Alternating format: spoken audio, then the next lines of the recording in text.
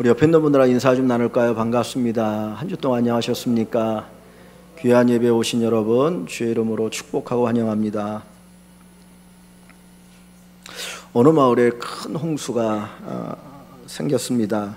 믿음이 좋은 어떤 분이 하나님이 나를 구해 주실 거야, 그리고 하나님의 구하심을 기다리고 있었습니다. 근데 점점점 물이 불어오면서 어떤 사람이 보트를 타고 와서는 빨리 타라고, 그렇지 않으면 죽을 수 있으니까 빨리 타십시오.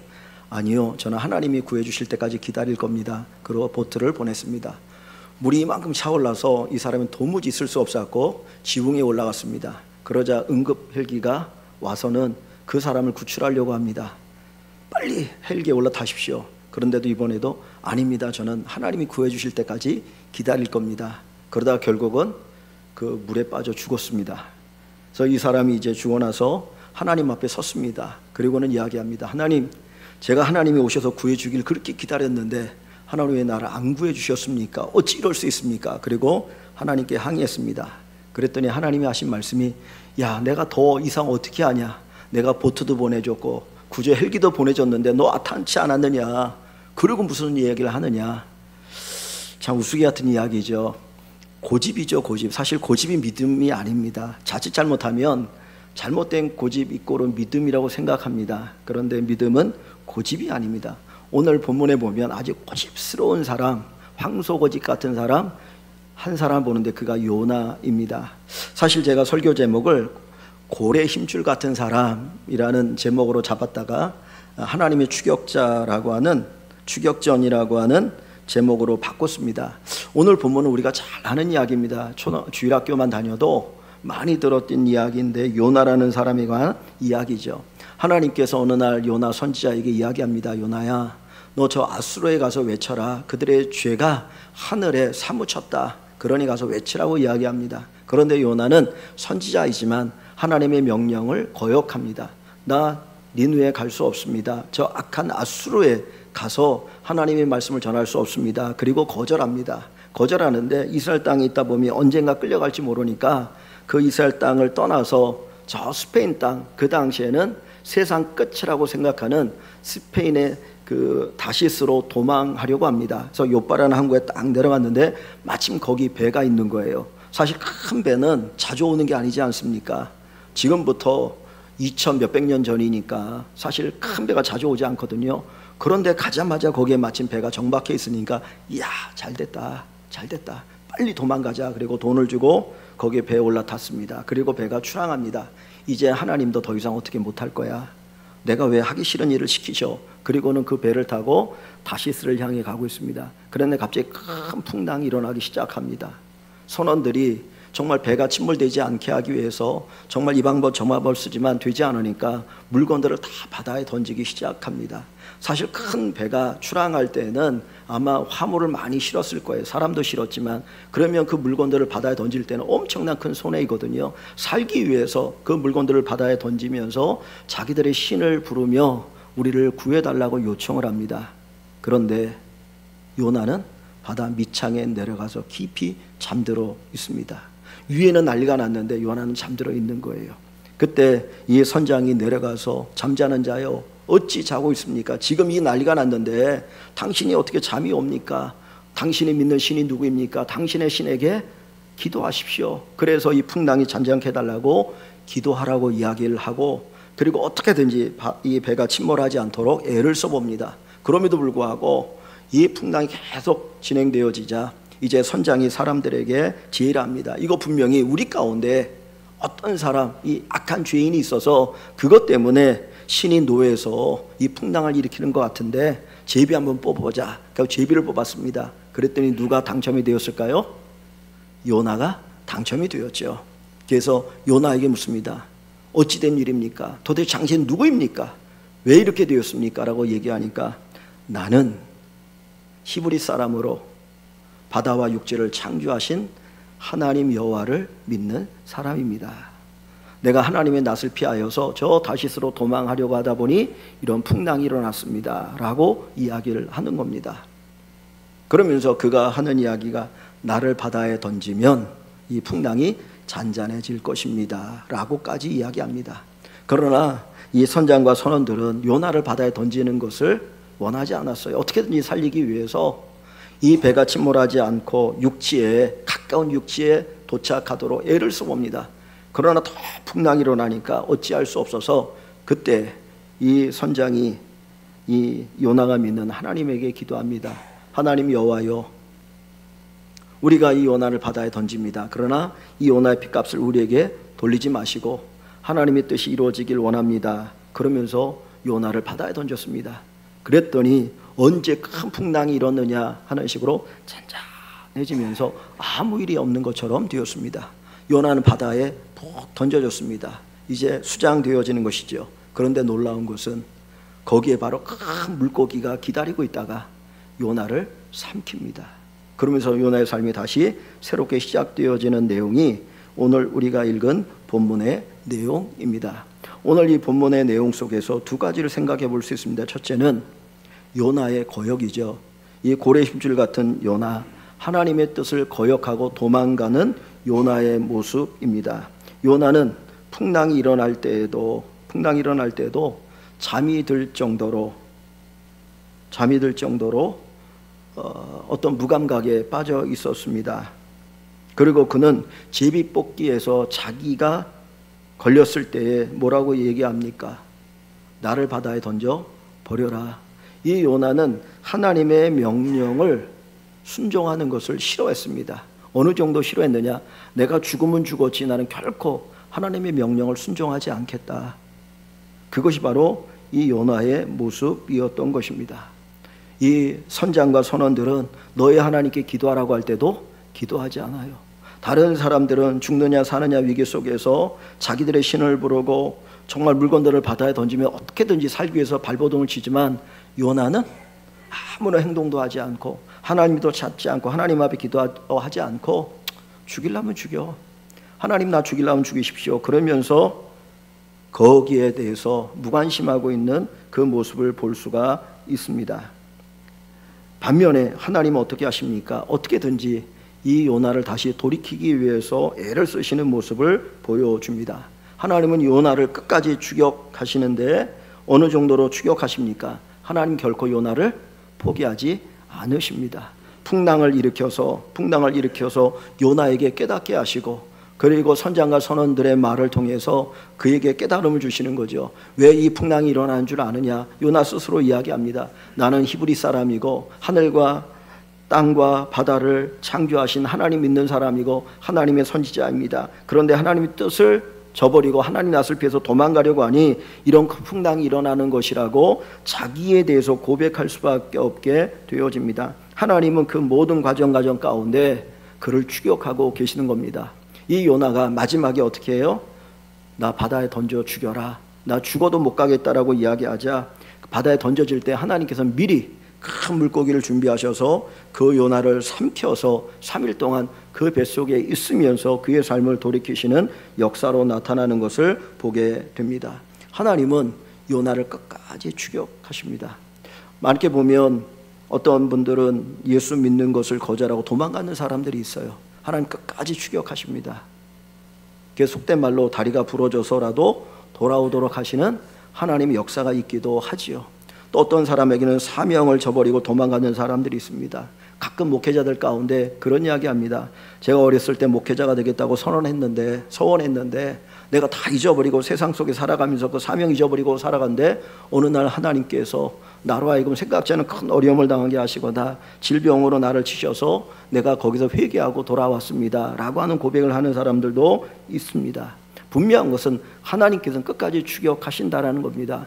하나님께서 사랑하는 자, 하나님 택한 자는 반드시 추격하셔서 그를 제자리로 돌아오게 하시고 하나님 믿는 자리로 돌아오게 하시고 하나님을 찬양하고 예배하는 자리로 돌아오게 하시는 하나님의 손길이 있다고 하는 것을 우리가 생각해 볼 수 있어야 할 줄 압니다. 우리가 이 말씀 속에 두 가지 생각해 보게 되어지는데, 하나는 왜 요나가 하나님의 명령을 그렇게 거역하고 도망가려고 할까요? 야, 너 니느웨에 가서 앗소르 사람들에게 하나님께서 너희가 회개하지 않으면 이 성을 멸망시킬 것이다, 그 말씀을 선포하라는데 그거 싫어서 도망가는 거 아닙니까? 저 같으면 가겠어요.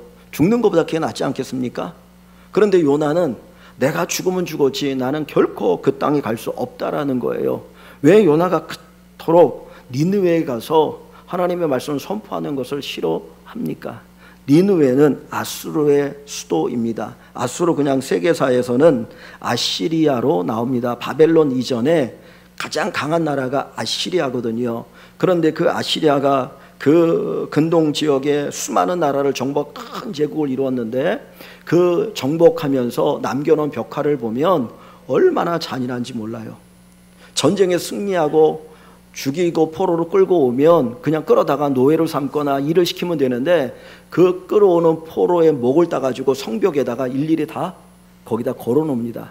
뭘 보여주냐, 너희 우리한테 대적하면 이렇게 될 줄 알아라.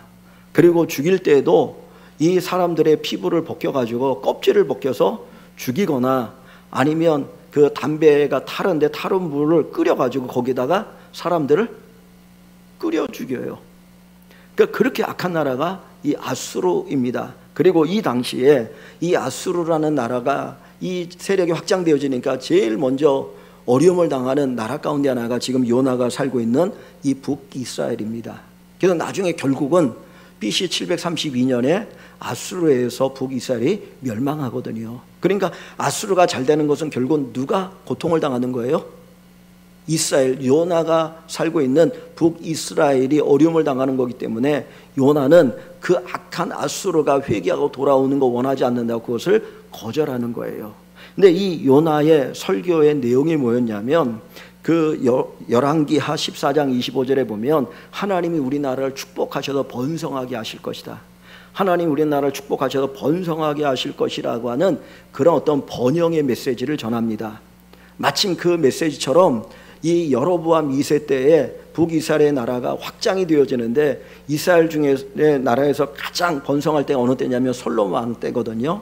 솔로몬 왕 때 이 국토가 엄청나게 번영됐는데 그때 비슷할 만큼 나라가 회복이 되어진 거예요. 그러니까 요나는 봐라, 하나님께서 나에게 주신 메시지는 번영의 메시지이다. 우리나라가 잘 되는 거야. 그런데 어느 날 갑자기 자기에게 아수르에게 가서 아수르에게 회개를 촉구하고 그들이 돌아오는, 그리고 하나님의 복을 받는 메시지를 전하라고 하니까 자기가 이제까지 전했던 메시지하고 다르니까 그거를 전할 수 없다라는 거예요. 그러니까 이 요나는 어떻게 보면 민족주의자였습니다. 아주 이기적인 민족주의자. 우리만 잘 되면 돼, 우리나라만이 잘 돼야 되라고 하는 민족주의, 이기적인 자기중심적인 신앙을 가지고 있었던 사람이에요. 그러다 보니까 아수르에 대해서 뭘 얘기합니까?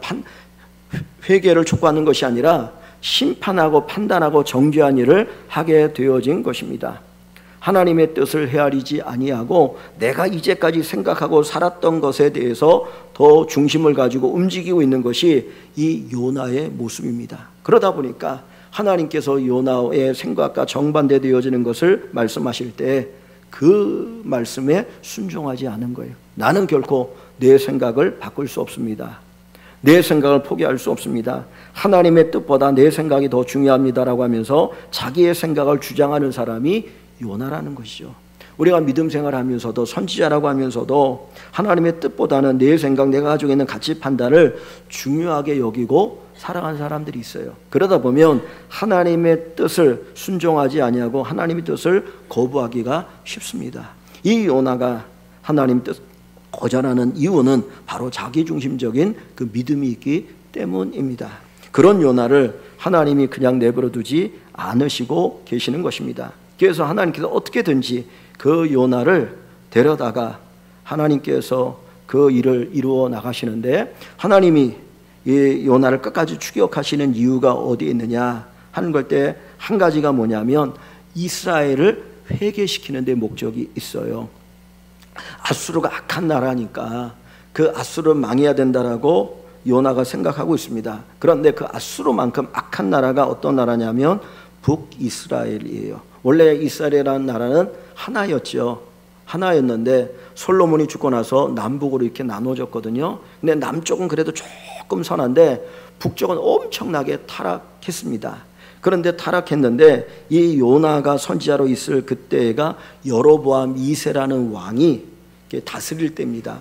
이 여로보암 2세가 다스릴 때에 북이스라엘이 엄청나게 번영을 해요. 물질적으로 그리고 어떤 경제적으로도 엄청난 부흥을 이루어서 야, 이 정도면 우리 잘 산다라고 생각하는 그때입니다. 그런데 그때에 하나님께서 이 나라를 향한 경고를 하시는데 요나가 사역할 때에 함께 사역했던 선지자가 둘이 있습니다. 성경에 기록된 선지자 둘이 나오는데 하나는 아모스 선지자예요.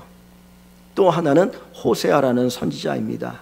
이 아모스서와 호세아서를 읽어보면 하나님께서 북이스라엘에 대해서 엄청나게 진노를 하셔요.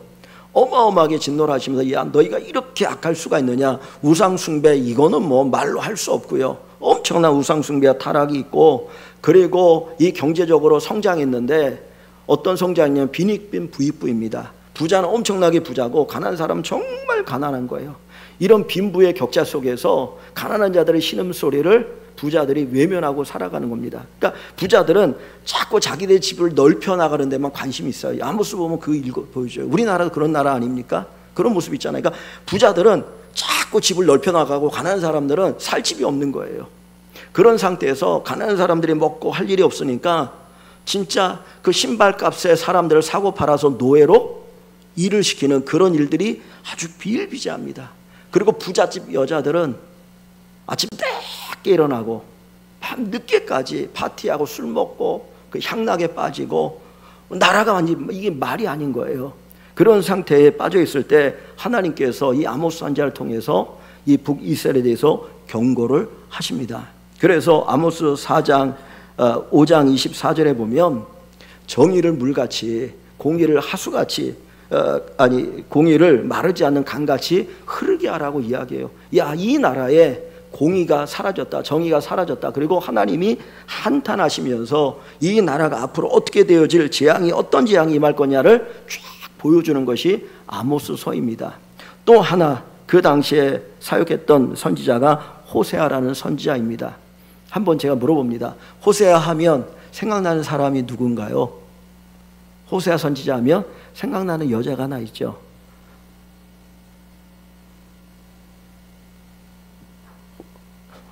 갑자기 저도 이름이 제가 까먹어 버렸네. 호세아 사는 고멜이라는 여자예요.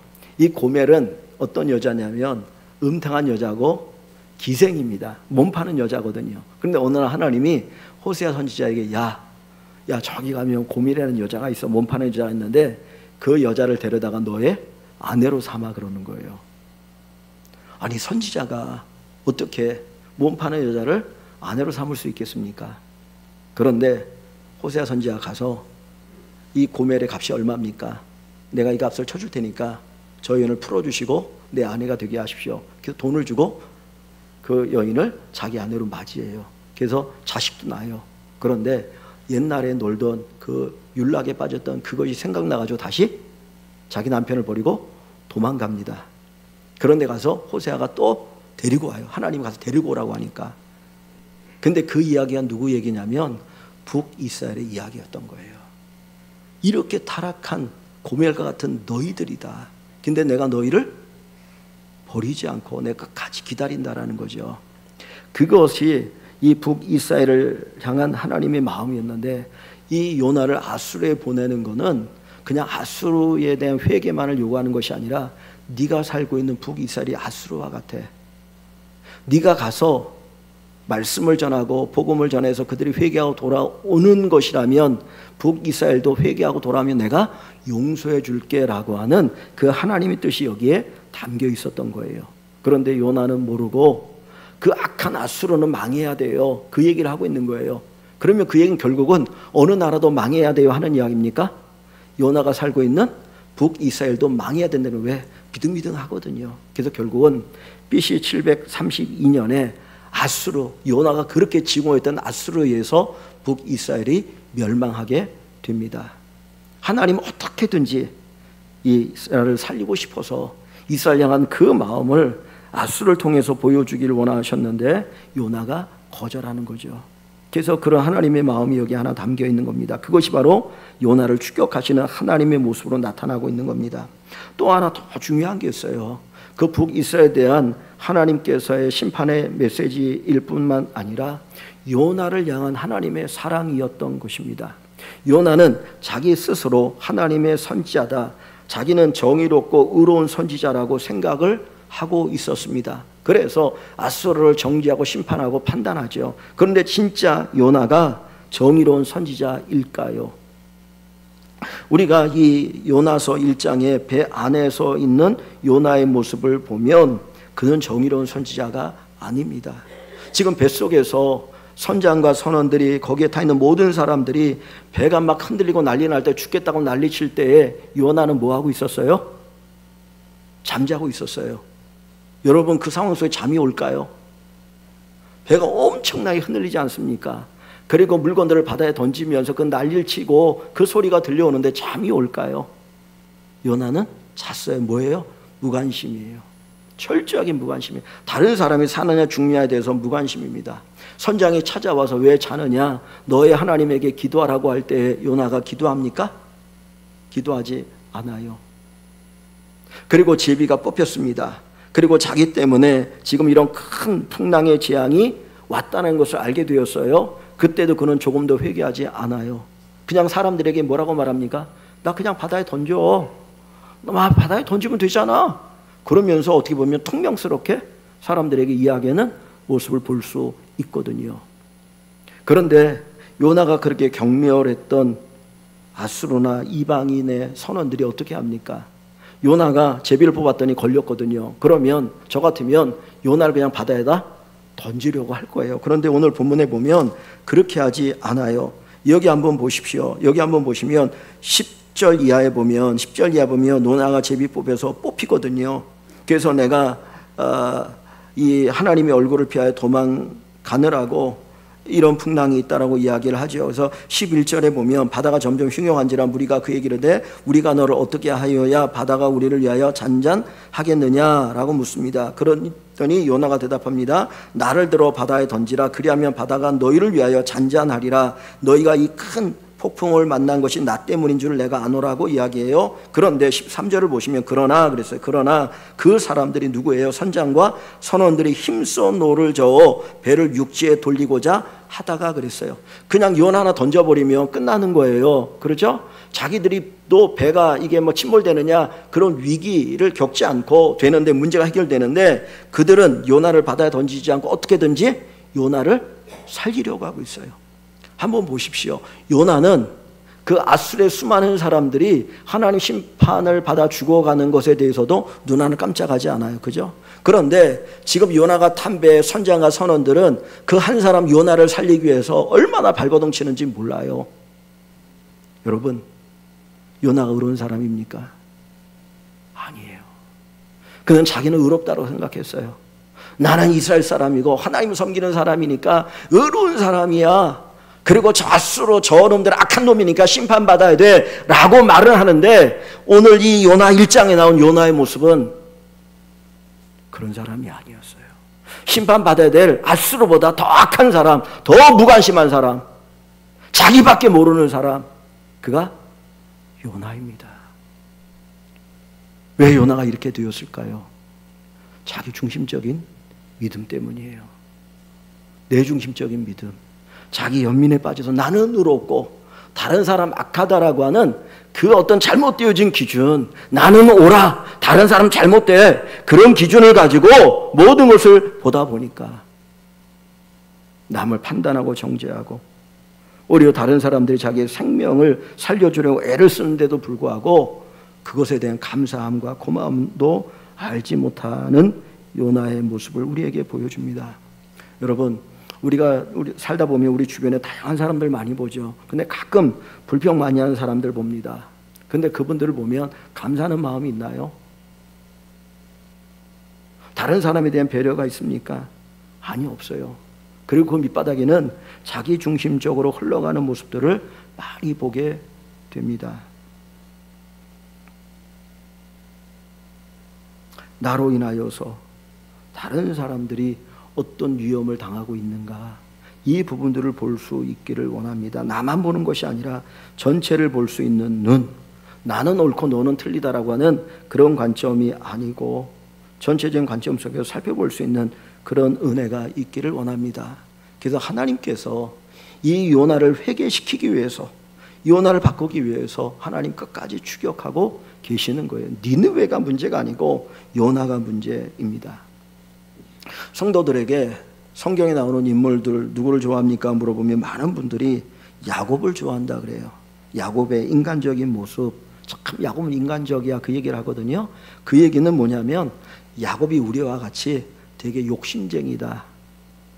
어떤 우리의 죄성을 이렇게 가리기 위해서 야곱을 이야기를 할 때가 많이 있습니다. 야곱은 자기가 장자의 복을 받기 위해서 형 에서에게 장자의 명분을 팥죽1 그릇 팔아버리잖아요. 가장 배고플 때. 그리고 자기를 변장시키고 아버지 기 가서 형 에서처럼 이렇게 하면서 장자의 복을 받습니다. 그리고 삼촌 라반의 집에 있을 때에도 그는 꾀돌이였어요. 그런 꾀돌이를 하나님 끝까지 추격하셔요. 그러면서 어떻게 바꾸십니까? 이스라엘로 바꾸시죠. 하나님의 사람으로 바꾸시고 그를 통해 놀라운 일을 행하십니다. 하나님께서 요나를 추격하시는 이유는 궁극적으로는 요나를 바꾸시기 위함이에요. 그 요나가 신실한 믿음의 사람이 되도록 하는데 목적이 있습니다. 여러분, 우리가 생각해 볼 수 있는 게 이거예요. 하나님께서 요나를 아수르에 보내려고 하는데 요나가 거절하잖아요. 그러면 한번 생각해 보십시오. 아수르에 보낼 선지자가 요나밖에 없나요? 요나 말고도 다른 사람 보낼 수 있지 않습니까? 그런데 하나님은 왜 굳이 끝까지 요나를 보내려고 해요? 한 가지, 요나를 바꾸시기 위해서. 아수르가 문제가 아니라 그 요나를 새로운 사람 만드시기 위해서 끝까지 추격해서 바꾸시려고 하는 거예요. 어마어마한 값을 치르죠. 그럼에도 불구하고 이 요나가 변화되는 것이 중요하기 때문입니다. 마치 요나를 바울과 같은 존재로 바꾸기를 원하셔요. 바울은 로마서 1장에 보면 내가 모든 사람에게 빚진 자다 그래요. 내가 모든 사람의 빚진 자다. 유대인이든 이방인이든 모든 사람에게 복음의 빚진 자다. 그래서 복음을 들고 전하는데, 우리가 사도행전을 보면 1차, 2차, 3차에 걸쳐서 또는 이제 재판받기에서 로마를 향해서 가고 그 이후에도 복음 전한 일을 하거든요. 근데 사도행전을 보면 이 바울이 복음 전하다 여러분 죽을 뻔합니다. 그런데도 불구하고 그는 포기하지 않아요. 왜냐하면 이 복음을 통해서만 구원받을 수 있기 때문에, 이 복음을 통해서 하나님의 사랑을 체험할 수 있기 때문에 죽음을 각오하고 복음을 전합니다. 그것이 바울의 모습이에요. 하나님께서 이 요나를 그렇게 만들어가고 싶으신 거예요. 오늘 하나님 우리의 추격자가 되십니다. 나는 적당히 믿음 생활하고 싶어요. 그냥 힘들고 어려우면 교회 안 나오고 신앙생활하고 그냥 세상에 살고 싶은 거예요. 그런데 하나님은 어떻게 하시? 끝까지 추격하려고 합니다. 왜요? 우리를 바꾸려고. 우리가 생각해 봐야 될 것이 있어요. 내가 하나님을 떠났어요. 하나님의 사명을 저버렸어요. 그럼에도 불구하고 아무런 문제가 없으면 그거는 더 큰 문제입니다. 내가 예수 믿다가 예수 안 믿고 살아가는데 아무 문제가 없다. 그건 멸망의 길을 가는 거예요. 내가 하나님을 믿다가 안 믿는데 어려움이 생겨. 이건 감사해야 됩니다. 왜? 하나님 포기하지 않으셨고 축복의 자리로 우리를 불러주시려고 하기 때문인 것입니다. 그래서 히브리서 12장 6절에 보면 하나님께서 이렇게 말씀합니다. 사랑하는 자를 징계하신다. 내가 잘못된 길로 갈 때에 하나님 나를 사랑하신다면 나를 징계하신다는 것이죠. 히브리서 12장 8절에는 징계가 없으면 사생자다. 징계가 없으면 하나님의 자녀가 아니라는 거예요. 내가 잘못된 길을 가고 내가 악한 길을 행하고 불의와 불법으로 행하고 있는데 아무런 문제가 없다. 아예 잘 된다. 그건 하나님의 사랑이 아닐 수 있다는 거예요. 그래서 하나님은 사랑한 자를 끝까지 추격하셔서 하나님의 사랑 안으로 우리를 불러들이십니다. 추격하시는 하나님을 우리가 볼 수 있기를 원합니다. 이 요나라는 이름을 가지고 언어 유희를 하는 게 많이 있더라고요. 그냥 요나 우리는 그렇게 부르는데 요거를 조금 요자를 길게 하면 요나. 그건 누가 되는 거예요? 요나 그러면 요나 나잖아요. 요나가 누구예요? 나라는 거예요. 네가 요나야. 내가 요나야. 또 요나를 거꾸로 부르면 어떻게 됩니까? 요나를 거꾸로 보면 나요. 나입니다. 나요. 나요. 요나가 누구예요? 나예요. 나입니다. 우리는 나 중심적으로, 나 중심주의에 빠져서 하나님의 명령을 개혁하거나 하나님의 뜻을 거역하거나 하나님을 향해서 원망하고 불평하고 하나님께 도전할 때가 많이 있었죠. 나의 연민에 빠져서 내가 주는 상처는 보지 못하고, 내가 정말 많은 사람들에게 상처를 주고 아픔을 주고 고통을 주는데 그건 보지 못하고 내가 받은 작은 상처 하나에 부르르 떨면서 누군가를 미워하고 헐뜯을 때가 우리에게도 있었다라는 거예요. 내생과 닭을치라도 하나님의 뜻을 쫓고 하나님의 명령을 쫓으면 반드시 우리에게 유익이 되어집니다. 우리에게 복이 됩니다. 좋은 결과를 하나님이 우리에게 가져다 주실 줄 믿습니다. 도망치지 말고 오히려 하나님의 품으로 더 가까이 들어갈 수 있기를 바랍니다. 내 뜻과 하나님의 뜻이 다릅니까? 하나님 안에서 논쟁하십시오. 하나님께 나와서 부르짖어서 왜 나의 뜻과 하나님 뜻은 다릅니까? 그리고 하나님 앞에 나와서 논쟁하고 하나님이 따지고 물으면 하나님이 우리에게 깨닫게 하시고, 그래서 이게 하나님의 뜻이었구나, 그래서 하나님이 이렇게 하려고 하시는구나 알게 되어지는 은혜가 있을 줄 믿습니다. 그래서 우리도 고백하기를 하나님은 언제나 옳습니다. 하나님 언제나 옳습니다. 이 고백을 가지게 되어질 것입니다. 하나님의 시각에서 나를 보시고 모든 것을 볼 수 있기를 바랍니다. 내 시각에서 보는 게 아니고 하나님의 시각에서 보면 명확합니다. 우리가 교회 안에서 믿음 생활할 때 교회의 시각에서, 교회의 관점에서 또 나를 볼 수 있으면 좋겠습니다. 그러면 그래서 이렇게 되어지는구나 하는 것을 알게 되어지죠. 우리가 어느 관점에서 보느냐에 따라서 정반대의 결과를 우리가 얻을 수 있어요. 그래서 하나님의 관점에서, 교회 관점에서 모든 것들을 보시고 판단하는 우리 성도 여러분들이 되기를 소망합니다. 요나는 모르니까 도망갑니다. 하나님 끝까지 추격하십니다. 반드시 좋은 길로 이끄시고 인도하시는 그 하나님의 은혜를 우리 모든 성도 여러분들이 경험하실 수 있기를 주님의 이름으로 간절히 축원합니다.